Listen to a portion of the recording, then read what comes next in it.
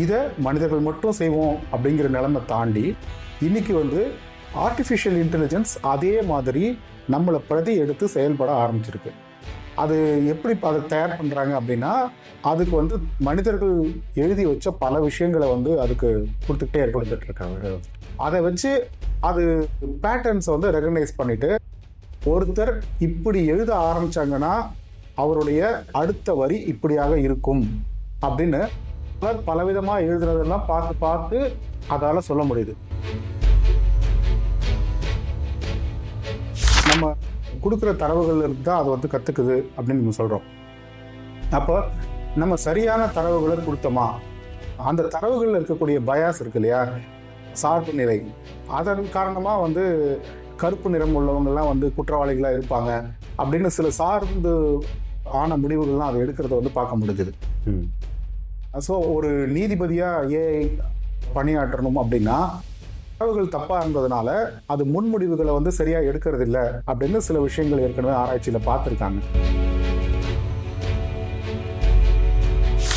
தொடர்ந்து ஒருத்தருடைய கண்ணுடைய ரெட்டினா புகைப்படம் எடுத்துக்கிட்டே இருக்கோம் அப்படின்னா அதில் ஒருத்தருக்கு இந்த பாதிப்பு வந்ததுன்னா அவர் கண்ணில் என்ன மாதிரி மாற்றங்கள் வரும்னு மனிதர்களால் பார்க்க முடியாத விஷயங்களை கூட ஏஐயால் கணிச்சு சொல்ல முடியுது. அப்போது சில பிரச்சனைகள், ஒருத்தருக்கு கேன்சர் வரும், அந்த மாதிரி சாத்தியக்கூறுகளை முன்னாடியே சொல்கிறது மூலமாக நம்ம தற்காப்பு நடவடிக்கைகளில் எளிதாக ஈடுபட முடியுதுங்கிறதுனாலையும் கூட பல நன்மைகள் இருக்கு.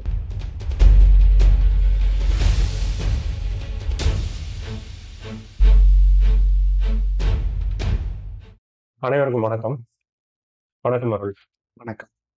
ஸோ இன்னைக்கு நம்ம என்ன பேசலாம் அப்படின்னா, இந்த ஏஐ ஆர்டிஃபிஷியல் இன்டெலிஜென்ஸ் அப்படிங்கிற ஒரு விஷயம் முன்ன இல்லாத அளவுக்கு, அதாவது முன்னே நிறைய புது புது டெக்னாலஜிஸ் வந்தது, கம்ப்யூட்டர்ஸ் வந்தது, மொபைல் வந்துச்சு. அதெல்லாம் வரும்போது அவ்வளோ பெரிய ஒரு கூக்குரலோ இல்லை ஒரு பரபரப்போ கிடையாது. கொஞ்சம் கொஞ்சமா அது வந்து மனித வாழ்க்கைக்குள்ள வந்துச்சு. ஒரு நாட்டுல பெருசா வளர்ந்து அப்புறம் இன்னொரு நாட்டுக்குள்ள வந்து அப்புறம் உலகம் முழுக்க வந்துச்சு. இந்த ஆர்டிஃபிஷியல் இன்டெலிஜென்ஸுங்கிற ஒரு விஷயம் வந்து வரும்போதே வந்து ஒரு பெரிய ஒரு சத்தத்தோட இரண்டு வகைகளும், அதாவது வந்து இது மூலமா உலகமே நல்ல விதமா மாறப்போகுது, இல்லை வந்து உலகமே அழிஞ்சு போயிடும், மனிதர்களுக்கு வேலையே இல்லாமல் போயிடும், இந்த மாதிரி அச்சங்களையும் எல்லாத்தையும் கொண்டுட்டு வரக்கூடிய ஒரு விஷயமாவும் இருக்கு.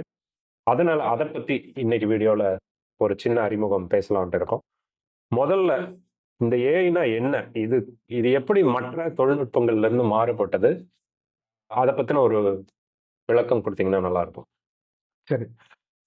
ஆர்டிஃபிஷியல் இன்டெலிஜென்ஸ், செயற்கை நுண்ணறிவு அப்படிலாம் நம்ம அழைக்கக்கூடிய ஏஐ கொஞ்ச நாளாவே அந்த ஆராய்ச்சி நடந்துகிட்டே தான் இருந்தது.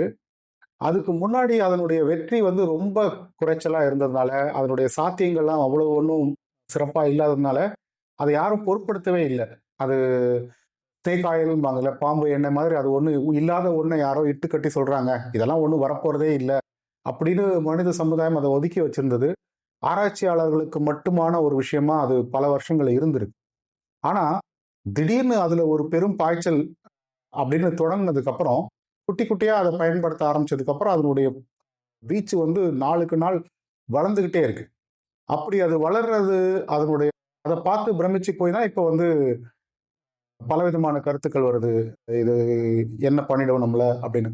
சரி, முதல்ல செய்யறிவு எப்படி செயல்படுது, எந்த வகையில் அது வந்து மற்ற கணினி செயலிகளோட செயல்கள்ல இருந்து மாறுபட்டிருக்கு அப்படின்னு பார்த்தோம்னா, நம்ம கணினி அப்படின்னு ஆரம்பிச்சதுக்கு அப்புறம் நம்ம ப்ரோக்ராமிங்னு லாஜிக்கலா ஸ்டேட்மெண்ட்ஸ்லாம் நம்ம எழுதுவோம். இது நடந்தா, இது இப்படி இருந்தா இதை நீ செய்யணும், இல்லாட்டி நீ இதை செய்யணுங்கிற மாதிரி ஒவ்வொன்றுக்குமே மனிதர்கள் வந்து குறிப்புகள் கொடுத்து அவர்கள் எழுதின விஷயமா தான் வந்து அது செயல்பட்டு ஒவ்வொன்றுமே செய்யற மாதிரி இருந்துச்சு. புரிஞ்சுக்கிட்டு பலதையும் செய்யக்கூடிய அந்த ஒரு திறன் வந்து மனிதர்களுக்கு மட்டுமானது, மற்ற விலங்குகள்கிட்ட ஆறாவது அறிவு வந்து மனிதர்களுக்கு மட்டுமானது, மற்ற விலங்குகளுக்கு அது கிடையாது அப்படிங்கிறத ஒரு சிறப்பாகவும் நம்ம சொல்லிக்கிட்டு இருந்தோம். அந்த அறிவு அப்படிங்கிறது என்ன அப்படின்னா, நம்ம பார்க்கக்கூடிய ஒவ்வொரு விஷயங்களில் இருந்தும் அந்த பேட்டர்ன்ஸை வந்து புரிஞ்சுக்கிறது. இதே மாதிரி தான் இது செயல்படுது, ஒவ்வொரு நாளும் பார்க்குறேன், இந்த இடத்துலயே தான் அந்த நாய் நிற்குது அப்படிங்கிறது ஒரு அப்சர்வேஷனாக உங்களுக்கு இருக்கலாம். ஸோ தொடர்ந்து அது பார்க்கறது மூலமா அதை பற்றின ஏதோ ஒரு விஷயத்தை நீங்கள் புரிஞ்சுக்கிறீங்க, அதை வச்சு கருத்தாக்கங்களை வந்து ஏற்படுத்திக்கிறீங்க. உங்களால் பல விஷயங்களை வந்து முன்கூட்டியே அனுமானித்து சொல்லக்கூடிய ஒரு அறிவு வந்து உங்களுக்கு வருது. இதை மனிதர்கள் மட்டும் செய்வோம் அப்படிங்கிற நிலைமை தாண்டி இன்னைக்கு வந்து ஆர்டிஃபிஷியல் இன்டெலிஜென்ஸ் அதே மாதிரி நம்மளை பிரதி எடுத்து செயல்பட ஆரம்பிச்சிருக்கு. அது எப்படி அதை தயார் பண்றாங்க அப்படின்னா, அதுக்கு வந்து மனிதர்கள் எழுதி வச்ச பல விஷயங்களை வந்து அதுக்கு கொடுத்துட்டே இருக்காங்க. கொடுத்துட்டு இருக்காங்க. அதை வச்சு அது பேட்டர்ன்ஸ் வந்து ரெகனைஸ் பண்ணிட்டு, ஒருத்தர் இப்படி எழுத ஆரம்பிச்சாங்கன்னா அவருடைய அடுத்த வரி இப்படியாக இருக்கும் அப்படின்னு பலர் பலவிதமா எழுதுனதெல்லாம் பார்த்து பார்த்து அதால சொல்ல முடியுது. இதற்கு வந்து நிறைய கம்ப்யூட்டிங் பவரை போட்டு அந்த மாதிரி அதை வந்து தயாரிச்சு வச்சிருக்காங்க. ஸோ அதுதான் வந்து செயற்கை நுண்ணறிவு அப்படின்னு நம்ம இப்போ சொல்லிட்டு இருக்கோம். ஓகே. அப்போ இந்த இந்த செயற்கை நுண்ணறிவுல வந்து ஒரு குழந்தை எப்படி வந்து கத்துக்குதோ, ஒரு குழந்தைய வந்து பள்ளிக்கூடத்துக்கு அனுப்புறோம், பேரண்ட்ஸ் சொல்லி கொடுத்துக்கிட்டே இருக்கோம், நிறைய புத்தகங்கள் படிக்க வைக்கிறோம், இப்போ வந்து வீடியோக்கள், படங்கள் இப்படி எல்லாமே பார்த்து அது இந்த உலகத்தை பத்தி தெரிஞ்சுக்கிட்டு, அதுக்கப்புறம் அது முன்னாடி ஒரு பிரச்சனை வைக்கப்படும் போது அது ஒரு முடிவு எடுக்குது இல்லையா? இதை வந்து கணினியில நம்ம வந்து ரெப்ளிகேட் பண்ணியிருக்கோம் அப்படின்னு சொல்ல முடியுமா? ஆமா, தொடர்ந்து ஒரு சாம்பிளை கொடுத்து இது என்ன அப்படின்னு சொல்றோம். ஒன்றும் இல்லை, ஒரு குழந்தைக்கு ஒரு வேலை கொடுக்குறோம், இது என்னன்னு சொல்லு அப்படின்னு கேட்குறோம். அது ஒன்று திருன்னு முழிக்குது, இல்லை அது வந்து நாய்ங்குது, இல்லை பூனைன்னு சொல்லுது. கரெக்டாக சொன்னால் அதுக்கு ஒரு சாக்லேட் கொடுக்குறோம், தப்பாக சொன்னால் ஒரு அடி அடிக்கிறோம்னு வச்சுக்கோங்களேன். அடுத்து திரும்ப திரும்ப காமிக்கும் போது அது ஏதோ ஒன்று முதல்ல ஃப்ளூக்கில் சொல்ல ட்ரை பண்ணோம், பதில் சொல்லி தான் ஆகணும், சொல்லாட்டி பிரச்சனைன்றது தெரியும். ஸோ ரெண்டுத்துல ஒன்று சொல்லும். போக போக போக அதுக்கு வந்து ஒரு பேட்டர்ன் புரியும். நம்ம கரெக்டாக சொன்னால் நமக்கு ரிவார்ட் இருக்கு, தப்பாக சொன்னோம்னா நமக்கு பனிஷ்மெண்ட் இருக்கு. இது ரெண்டுத்துல நமக்கு வேண்டியது எது வேண்டாதது எதுங்கிறது அதுக்கு ஆல்ரெடி தெரியுங்கிறதுனால கொஞ்சம் கொஞ்சமா அது வந்து புரிஞ்சுக்கிட்டதை வச்சு அதை ப்ரிடிக்ட் பண்ண ஆரம்பிக்குது. இது இந்த இந்த அமைப்பெல்லாம் இருக்கு, அதோட காது அமைப்பு இப்படி இருக்கு, முக அமைப்பு இப்படி இருக்கு அப்படின்னா அது வந்து ஒரு பூனையாக தான் இருக்கணும். இது மாதிரி தொடர்ந்து அது வந்து இம்ப்ரூவ் ஆகிட்டே வருது. ஒரு கட்டத்தில் வந்து தெளிவாக அதால் பதில் சொல்ல முடியும். இப்படி வந்து நம்ம ட்ரெயின் பண்ணுறோம். பசங்க வந்து பார்க்கறது மூலமாகவே தொடர்ந்து நம்ம எப்படி பேசுகிறோம், என்னென்ன செய்கிறோம் அப்படின்னு நம்மளை புரிஞ்சுக்கிட்டு நம்ம கிட்ட அவங்க என்ன வேலையெல்லாம் வேணுமோ அதை வாங்குறதுக்கு அவங்க தயாராகிறாங்க. இதே மாதிரி தான் தரவுகளை தொடர்ந்து கொடுக்கறது மூலமா தரவுகளை வந்து பகுத்து கொடுக்கறது, இதுதான் அப்படின்னு ஏற்கனவே நம்ம நிர்ணயிச்ச விஷயங்களை வந்து கொடுக்கும்போது அதை வந்து நம்மளால டெஸ்ட் பண்ண முடியும். இப்போ ஒரு 100 தகவல் நம்ம கிட்ட இருக்கு, 100 புகைப்படங்கள், அதுல வந்து நாய், பூனை இது மாதிரி மாறி மாறி இருக்கு அப்படின்னு வச்சுக்கோங்களேன். அதுல 75 படங்களை எடுத்து இது நாய், இது பூனை அப்படின்னு சொல்லி சொல்லி அந்த படங்களை அதுகிட்ட காமிக்கிறோம். அடுத்தது என்ன பண்றோம்னா, மிச்சத்துக்கு நமக்கு தெரியும் அது என்னன்னு, ஆனா நம்ம அதுகிட்ட சொல்லாம இது என்னன்னு கேட்கிறோம். நம்ம அது சொல்ற பதிலையும் நம்ம கிட்ட இருக்க தகவலையும் வச்சு அது சரியா சொல்லிச்சா இல்லையா அப்படிங்கிற மாதிரி சரி பார்க்கறதுக்கு மிச்சம் இருக்கக்கூடிய 25 தகவலை நம்ம பயன்படுத்திக்கிறோம்னு வச்சுக்கோங்களேன். இந்த மாதிரி தொடர்ந்து ட்ரெயின் பண்றது மூலமா ஒரு கட்டத்தில் அது தயாராயிட்டு தெளிவா நம்ம கேட்கறதுக்கெல்லாம் பதில் சொல்ற மாதிரி ரெடி ஆயிடும். ஓகே. இப்போ வந்து ஏஐ ட்ரெயின் பண்றோம். ஒரு நீங்க சொன்னீங்க ஒரு பையனை ட்ரெயின் பண்ற மாதிரி, ஒரு குழந்தையை ட்ரெயின் பண்ற மாதிரின்னு. அது ஒரு ஒரு காலகட்டத்துக்கு அப்புறம் பார்த்தீங்கன்னா, நம்ம வந்து அந்த பையனை கண்ட்ரோல் பண்றதுக்காக ட்ரெயின் பண்றதா நம்ம நினைப்போம். ஆனா ஒரு காலகட்டத்துக்கு அப்புறம் நம்ம ட்ரெயின் பண்றத வச்சே அது நம்மள கண்ட்ரோல் பண்ண ஆரம்பிச்சிரும்.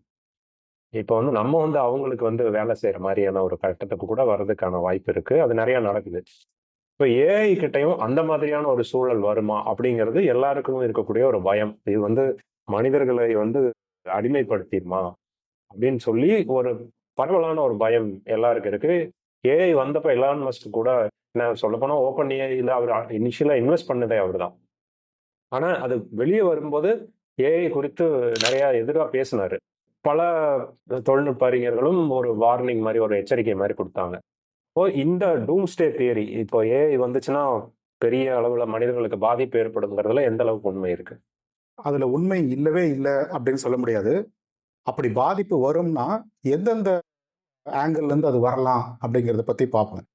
ஒண்ணு, நம்ம கொடுக்குற தரவுகள் இருந்து தான் அது வந்து கத்துக்குது அப்படின்னு நம்ம சொல்றோம். அப்போ நம்ம சரியான தரவுகளை கொடுத்தோமா, அந்த தரவுகள்ல இருக்கக்கூடிய பயாஸ் இருக்கு இல்லையா, சார்பு நிலை, அதன் காரணமா வந்து கருப்பு நிறம் உள்ளவங்கெல்லாம் வந்து குற்றவாளிகளா இருப்பாங்க அப்படின்னு சில சார்ந்து ஆன முடிவுகள்லாம் அதை எடுக்கிறத வந்து பார்க்க முடிஞ்சுது. ஸோ ஒரு நீதிபதியா ஏஐ பணியாற்றணும் அப்படின்னா தரவுகள் தப்பா இருந்ததுனால அது முன்முடிவுகளை வந்து சரியா எடுக்கிறது இல்லை அப்படின்னு சில விஷயங்கள் ஏற்கனவே ஆராய்ச்சியில பார்த்துருக்காங்க. அந்த மாதிரி கொடுக்கப்பட்ட தகவல் இருக்கக்கூடிய பிழைகள்னால அதில் இருக்கக்கூடிய சார்பு நிலையினால அது தவறு செய்யலாம். அது ஒண்ணு.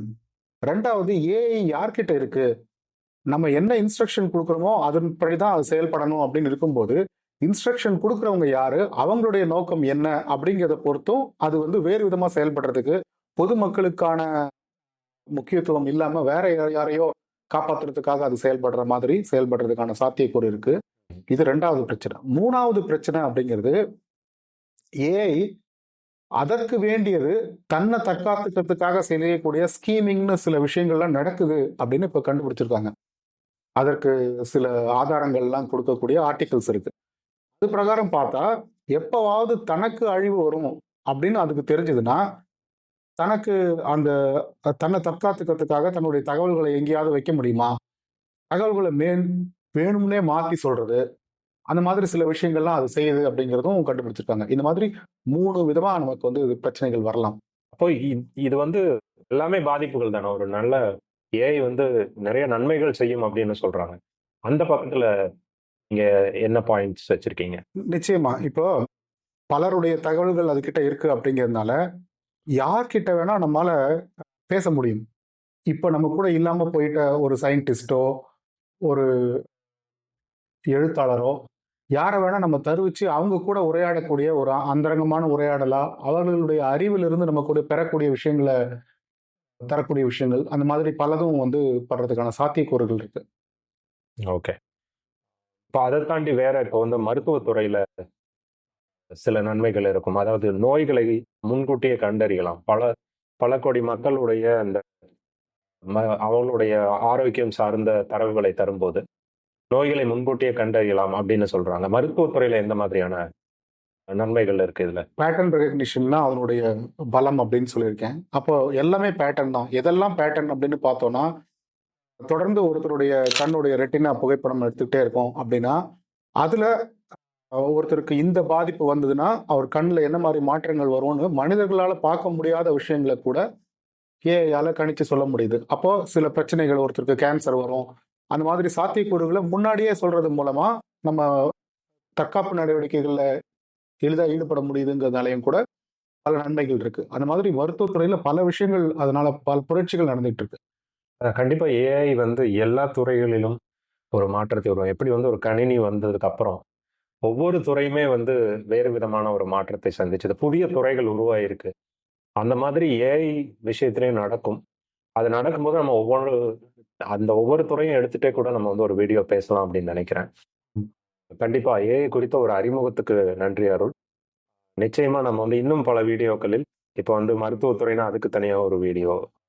அதே மாரி மீடியால என்ன மாரியான சேஞ்ச் வரும்? கதை சொல்றதுல, சினிமா எடுக்கிறதுல, இந்த மாரி எல்லா துறைகளிலும் இது ஒரு பாதிப்பை ஏற்படுத்திட்டு இருக்கு.